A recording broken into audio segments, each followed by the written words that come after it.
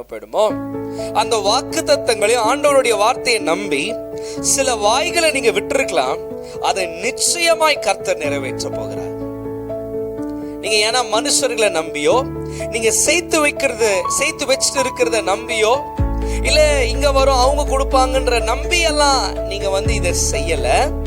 ஆண்டவர் வாருங்கள் அக்கறைக்கு போகுவோன்னு சொன்னோன்னு சீஷருங்க எல்லாருமே படகுல தைரியமா ஏறிட்டாங்க.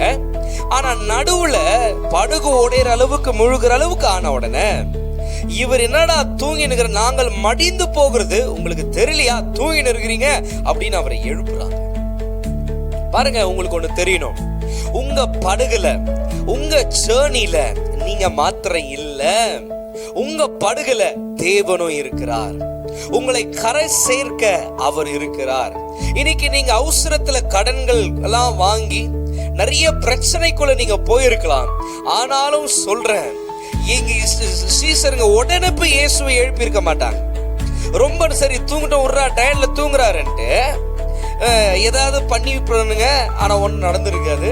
கடைசியில இப்படி பண்ணி பாடுறா, அது பண்ணி பாடுறான்னு என்னென்னவோ பண்ணியிருப்பாங்க.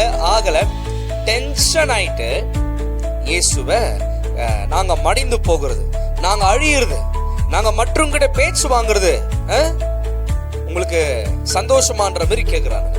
உங்களுக்கு தெரியலையா? உங்க கண்ணுக்கு தெரியல நான் எவ்வளவு கஷ்டப்பட்டு இருக்கிறேன்? நான் சொல்றேன், எவ்வளோ பெரிய கஷ்டமா இருக்கட்டும், மனுஷர்கள் உன் தலை மேல ஏறி போகட்டும், நீ ஆற்றையும் நெருப்பையும் தண்ணீரையும் கடந்து வந்தியா, செழிப்பான இடத்துக்கு இந்த வாரத்துல கர்த்தர் உன்னை கொண்டு வந்து விட போகிறார்.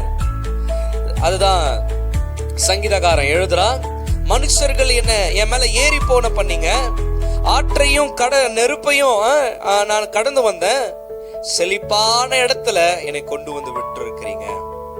உன்னுடைய டெஸ்டினி செழிப்பான இடத்துக்கு கர்த்தர் உன்னை கொண்டு வந்து விட போகிறார். இந்த வருஷம் என்ன வாக்கு கொடுத்தாரோ அதை செய்யாம இந்த வருஷத்தை கர்த்தர் முடிக்கவே மாட்டார்.